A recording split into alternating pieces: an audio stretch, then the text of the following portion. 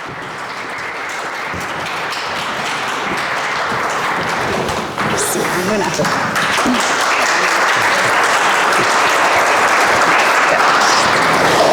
خدمت همه، امیدوارم که حال همگی خوب باشه. خیلی خوش آمدید به اولین اجرای آنسامبل کلاسیک نما. این سری از اجراها به همت خانم دکتر بهشتی و مجموعه نماد و مدیرعامل محترمشون سرکار خانم نظری داره برگزار میشه. یک توضیح مختصری راجع به این سری از برنامه‌ها اگر من میخوام بدم، قرار به این شکل باشه که یک برنامه منتظم هست، منظم، در هر هفته چهارشنبه ها تا مرداد سال آینده این برنامه قرار هستش که ادامه دار باشه و در هر ماه متمرکز باشه روی رپرتوارهای از آهنگساز خاصی یا از دوره خاصی از موسیقی یا در جغرافیای خاصی از تاریخ خاصی و تنوع میده به رپرتوارهایی که قرار شنیده بشه و راجبش صحبت بشه و هر هفته چهارشنبه ها در اون ماه قراره که رپرتوارهای مختلف اون آهنگساز به فراخور زمان اجرا بشه و همینطور که مثلا در ماه اول که ما متمرکز هستیم روی بتهوون، از آثار متقدم بتهوون شروع می‌کنیم، با آثار رپرتوار دوره میانیش میرسیم و همینطور در نهایت به آثار متأخر بتهوون. برگزاری این رویدادها به این شکل هستش که در دو بخش انجام میشه. در بخش ابتدایی با حضور سرکار خانم بهشتی و مهمان عزیزمون راجع به یک ساید خاصی از اون موضوع صحبت میشه. برای مثال این هفته ما دعوت کردیم از آقای آرمان نوروزی که خیلی خوش آمد میگم بهشون. ایشون آهنگساز هستن، مدرس دانشگاه و هنرستان هستن و همینطور مؤسس ارکستر جوانان ایران که مثلا قراره که این هفته با تمرکز روی بحث تاریخی آثار بتهوون از بعد تاریخی بحث بشه. در هفته آینده با حضور آقای منفع قرار هستش که از بعد فلسفی نگاه بشه به آثار بتهوون. در هفته سومش یعنی 21 آبان قرار با حضور آقای رافائل میناسکانیان از بعد نوازندگی بحث بشه و در هفته آخر این ماه با حضور آقای نصیر حیدریان از بعد موزیکش و از بعد خصوصا رهبری ارکسترش صحبت بشه و این قرار هستش که در ماه‌های مختلف با حضور دوستان مختلف ادامه دار باشه و همینطور با تمرکز روی موضوعات مختلف از سایدهای مختلف روی موضوع بحث بشه و در بخش دومش دوستان عزیز آنسامبل کلاسیک نما رپرتوارهای مختلفی رو از آثار اون آهنگساز یا حالا اون موضوعی که انتخاب شده اجرا می‌کنن. من خیلی خوش آمد میگم به شما. خوشحالم که در خدمتتون هستیم. یکم آقای نوروزی میخوان شروع بکنید از خودتون؟ خواهش میکنم. سلام میکنم به همه. خیلی خوشحالم که توی این جمع هستم و از خانم دکتر بهشتی که من اولین بار فکر میکنم سال 86 یا 87 بود که دیدمشون. یک کتاب سوزوکی دستشون بود، ازشون پرسیدم من یه پسر دارم میخوام ویولون بزنه و از روزی که شروع کرد پسر من با راهنمایی ایشون بود و روزی هم که قبول شد برای اینکه بخواد بره باز هم لطف خانم دکتر بود. من مدیونشون هستم تا همیشه و همچنین از زحماتشون توی دانشگاه خیلی تشکر میکنم و از شما به خصوص که این جلسه اول رو این سختی رو به من دادیم که در خدمتتون باشم و در خدمتتون هستم. اگر مسئله سوالی هست شروع کنیم. یه کار سختی هم از من خواستنی بود که هیچی یادداشت نکن، باید کلیتی در رابطه با موضوع بتهوون بگیم. من البته یواشکی یادداشتایی کردم و یک ایده هایی رو فکر کردم شاید بد نباشه درباره‌اش صحبت بکنیم. اجازه دارم شروع بکنم یه مقدمه‌ای رو بگم. من از سال 1401 تدریس دانشگاه رو متوقف کردم به این دلیل که فکر کردم که حالا به جز دلایل دیگه فکر کردم که شاید اون چیزی که نقطه ضعف امروز ما هست و نیاز بهش خیلی احساس میشه اینه که آکادمیسین ها ورود کنن به اصطلاحاً میدان و شروع کنن کارها رو جدا و بیرون از آکادمی پیش ببرن و یکی از کارهایی رو که من همیشه بهش فکر میکردم این بود که چطور ما مخاطب سازی برای موسیقی بکنیم، این که ما موسیقی رو چطوری گوش بکنیم و چطوری رویکرد شنیداری اون به موسیقی چطور باشه. و تو این مدت حالا فعالیت‌هایی رو هم انجام دادم و امروز هم فکر کردم شاید بد نباشه از این منظر فکر بکنیم که با این روش به موسیقی بتهوون نزدیک بشیم که در وهله اول تو شروع صحبتمون فرض کنیم که میخوایم آن چیزی رو که به معنی احساس میتونیم تلقی بکنیم از شنیدن موسیقی بگیریم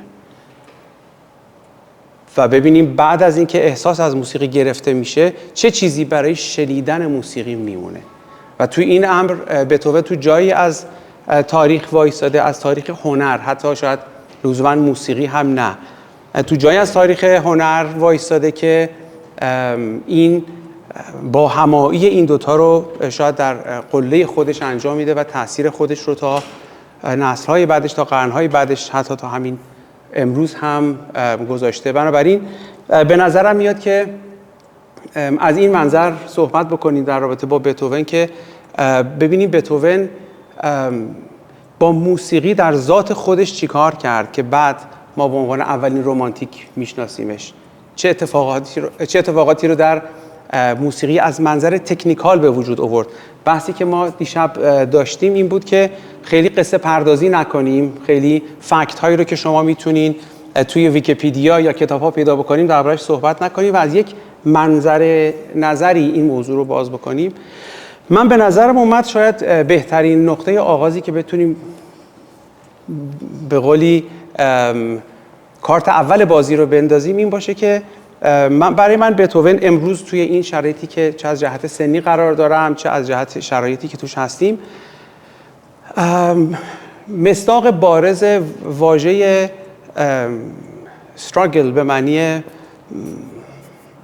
فارسی کلی کم به معنی درگیری، حالا درگیری از جنس مثبتش منظورمه، بتهوون برای من یک نمادی از این موضوعی که گویا انسانی بوده که در یک موقعیتی از تاریخ قرار گرفته که رسالتی رو روی دوشش حس می‌کرده که باید کاری کرد غیر از مسیری که الانی که میگم بر معاصر خودش رو میگم داره موزیک پیش میره، یا اساساً هنر، یا حتی فراتر از اون اندیشه، حتی فراتر از اون جامعه، حتی سیاست داره پیش میره.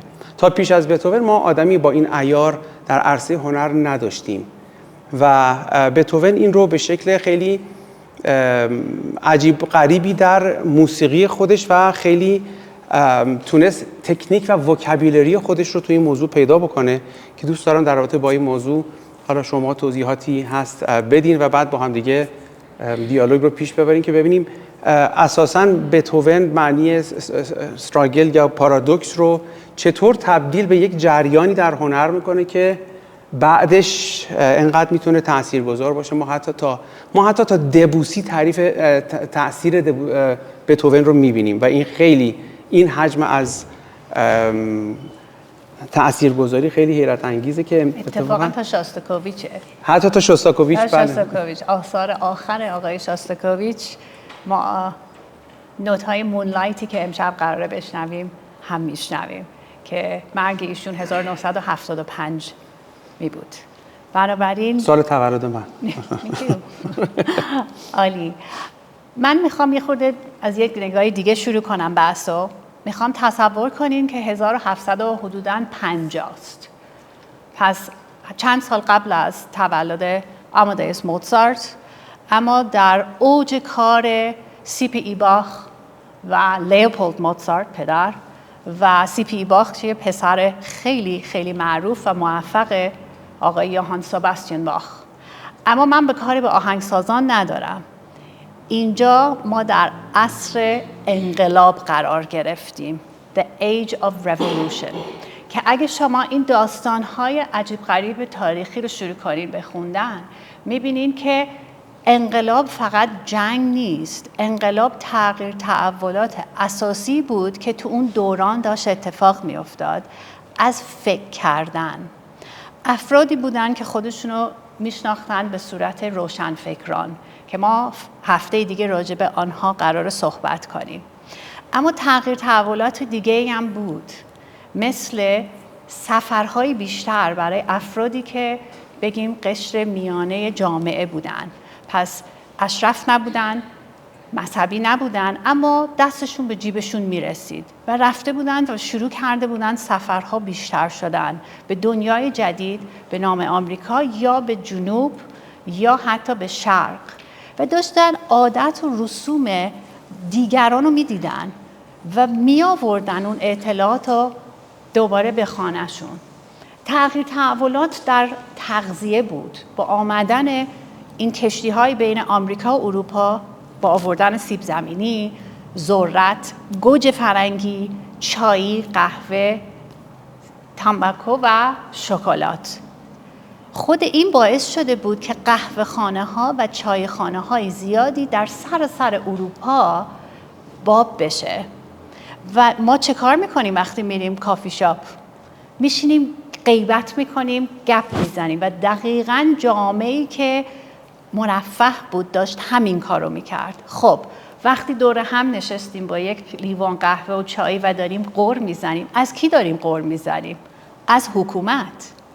پس دائما حکومت هایی که خودشونو برتر و انتخاب شده از خدا میدونستن داشتن زیر سوال گرفته میشدن تو همون قهوه خونه پایین سایه قصرها و شاتوهایی که افراد توش ساکن بودن و یواش یواش این داره میجوشه، نارضایتی داره بیشتر میشه. چقدر دیگه ما باید پول بدیم که فلانی بره بجنگه که زمین برای خودش بیشتر بگیره، هیچی به ما داره نمیرسه. اینجا یه پارانتز باز کنم. فرانسه تو این قرن فوق‌العاده قدرتمنده و فرانسه که قدرتمنده یه پادشاه خیلی خیلی قدرتمند داره و اعضای بگیم دربار عزیزش افرادی بودن که گفته میشد که از خداوند انتخاب شدن. اما یه سری جنگ‌هایی این پادشاه باید می‌جنگید و اونهایی که از خداوند بودن حاضر نبودن که بودجه‌اش رو تهیه کنن، رشوه یا ببخشید یه بودجه دیگه میداد به افرادی که حاضر بودن چماق زنش باشن. این دیگه خیلی دیگه عامه، اما عملاً همین بود. پس nobility of the sword اونهایی بودن که از خداوند انتخاب شده بودن. nobility of the robe عملاً پول داده بود، من یه پست میدم به شما تا آخر عمر، اما هر کاری که من بهت میگم انجام بده. این nobility of the robe دیگه انقدر بهش خوش گذشته بود که حاضر نبود این جایگاهشو در سراسر اروپا و به خصوص فرانسه از دست بده و اینها شروع کردن برای خودشون حتی حکومت‌های مختلف رو جمع کردن و چه به قول گفتنی انجمن‌ها یا حتی بگیم بدبستون‌های سیاسی رو راه انداختن. از سال 1750 اگه ما شروع کنیم نقشه اروپا رو نگاه کردن تا 1815 که میشه گودبای پارتی آقای ناپولیون، اینجا دائما نقشه اروپا داره تغییر میکنه. هر سال افرادی که با هم قبلا خوب بودن دشمن میشن و اونایی که دشمن بودن حاضرن با هم تحمل کنن به خاطر یک دشمن مشترک و این به خاطر این دوستان عزیزی بودن، قشر nobility of the robe که پولدار بودن و عملاً کارهایی که کسی دیگه نمیخواست انجام بده انجام میدادن.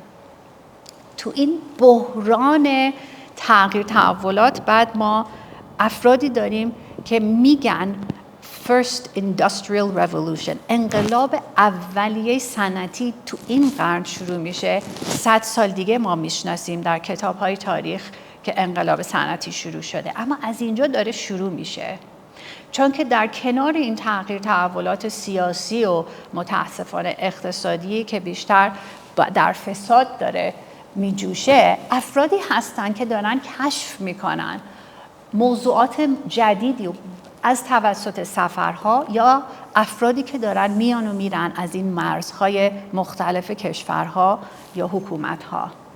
پس کتاب‌هایی مثل انسایکلوپدیا یا همین دایرالمعارفه که ما الان میشناسیم شروع شد اون موقع نوشته شدن و برای افراد خیلی جذاب بود که مثلا پیچ و مهره و اره و این گیاه اسمش چیه و اون گیاه اسمش چیه داره یواش یواش باب میشه بین قشری که میتونه سواد داشته باشه، پولش هم داره اما دلش نمیخواد که با کلیسا یا با حکومت‌های دیگه کاری داشته باشه. مستعمره آزاد، میدل کلاس، که ما این رشد رو در رنسانس میبینیم اما تو این قرن وقتی این داره اتفاق میفته داره زیر سوال میگیره اون ارباب و رعیت رو. حالا اینجا خیلی جذاب میشه چرا که زندگی عزیزان هنرمندی که ما میشناسیم دقیقاً تو این بحران قرار گرفته. از گفتم 1750 تولد موزارت تا 1815 که میشه زندگی عزیز ما میستر بیتهوون. اینجا ما باید نگاه کنیم که این همه تغییر تحولات چگونه در هنر خودش نشون میده و اولین هنری که ما باید بهش توجه کنیم ادبیاته و در نهایت بعدش تئاتر، بعدش نقاشی و تجسمی، آخر از همه میشه موسیقی.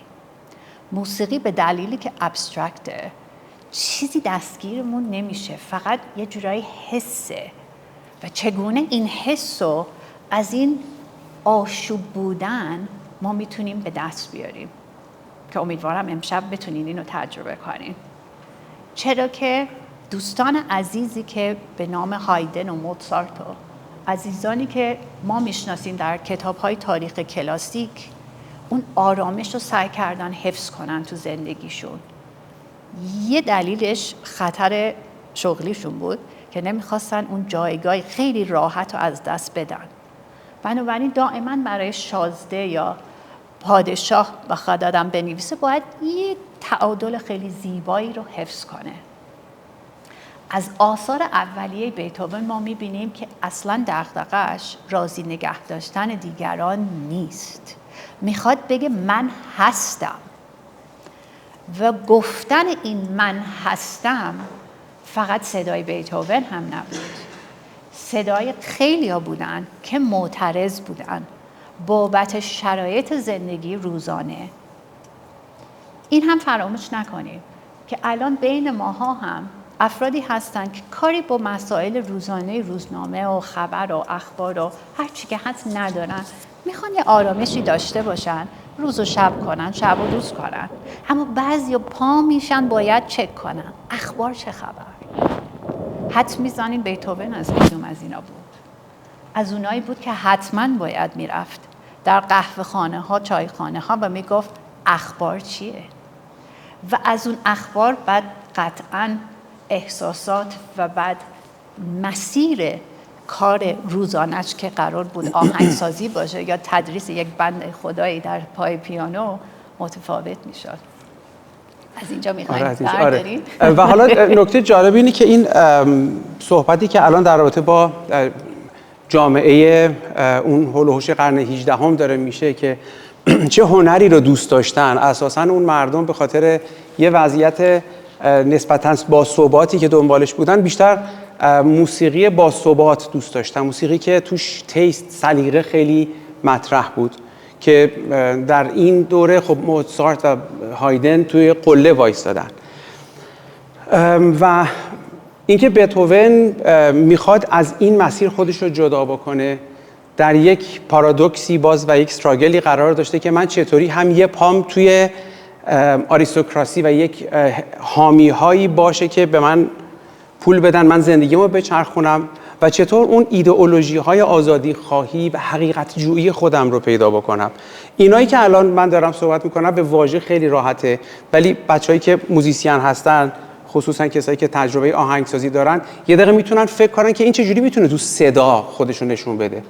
در چه وجهی از موسیقی ما میتونیم ببینیم که یک آهنگساز با ابسولوت میوزیک، موسیقی مطلق، یه دونه کلام توش قرار نیست باشه. چطور من چی گم کردم در موسیقی یا چی گم شده که من میخوام از اون پولیش شد موسیقی پولیش شده موسیقی حالا یه خورده بی‌رحمانه است این کلمه، ولی سنتیمنتال بخواد بیاد بیرون و بخواد به یک چالش‌های درونی یک نفر بپردازه.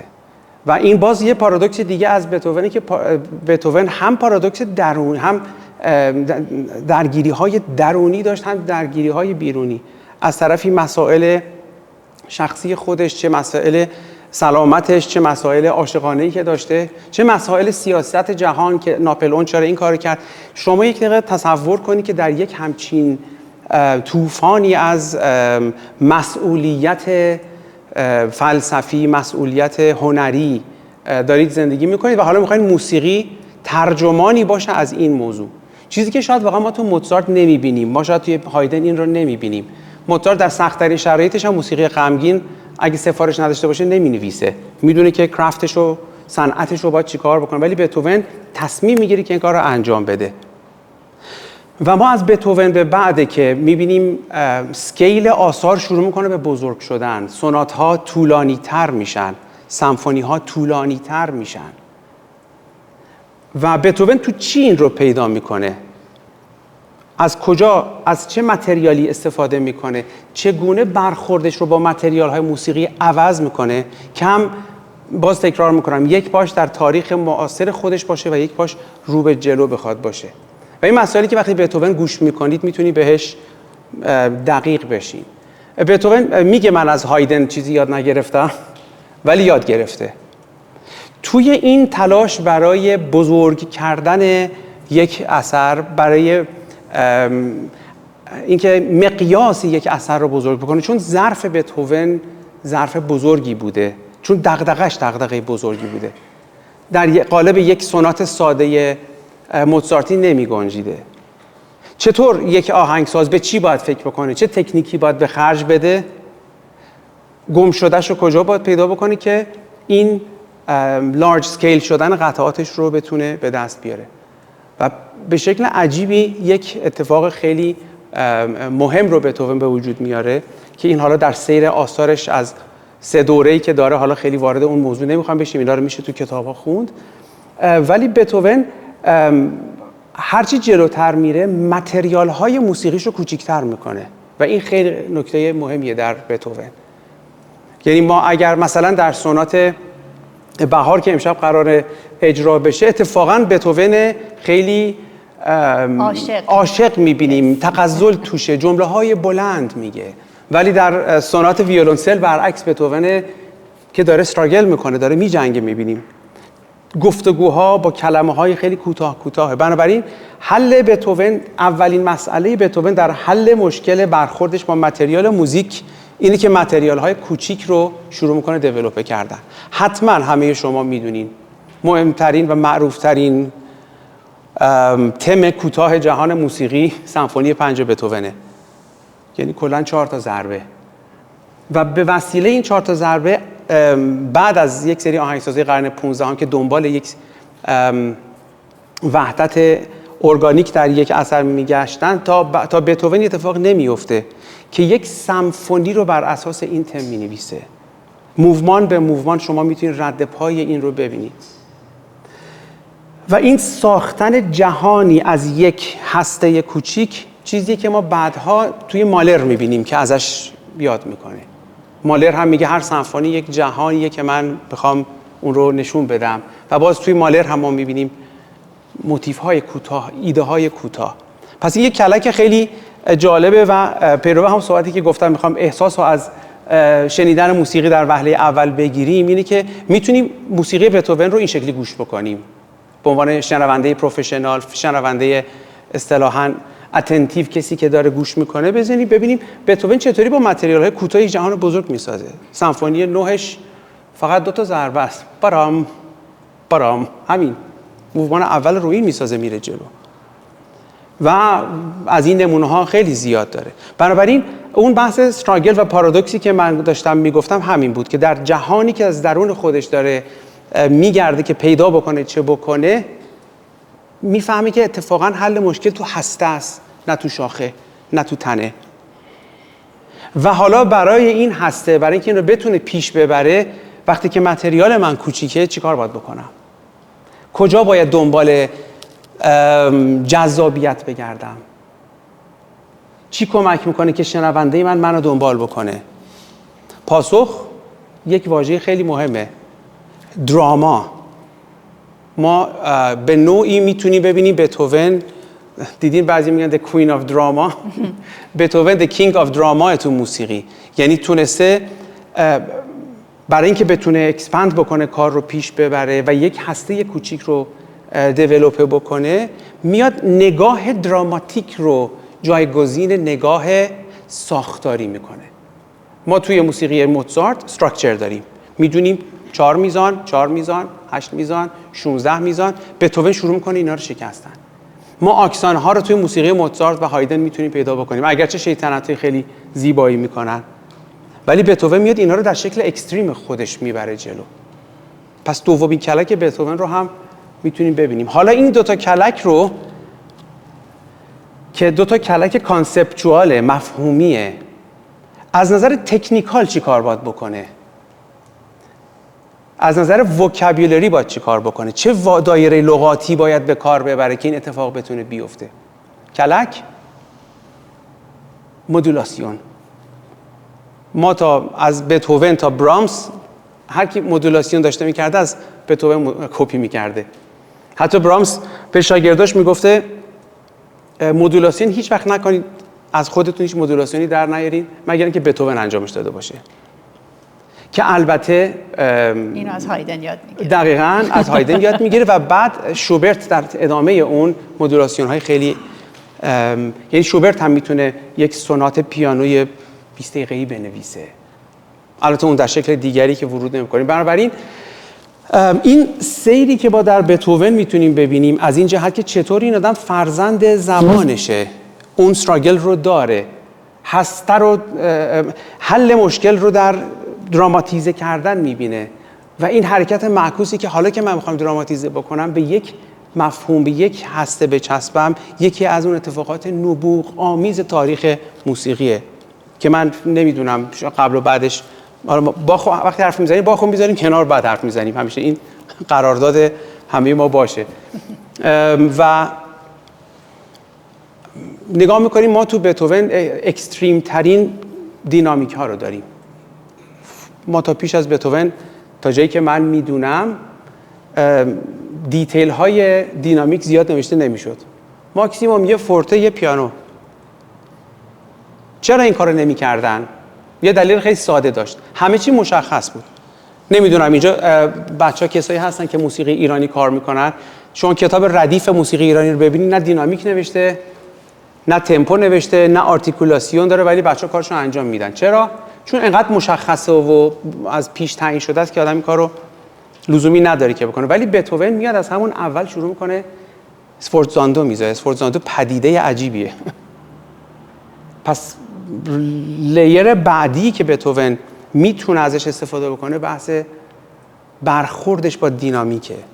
یه دقیقه نگاه کنین الان از همین صحبتی که من کردم، دوستانی که موزیسین هستن میتونن حدس بزنن که چه طوفانی، هر کدوم اینا برای یه طوفان کافیه، ولی شما ببینید که چند نوع ابزار وجود داره برای که این طوفان. ببخشید من خیلی صحبت زیاد کردم، معذرت میخوام.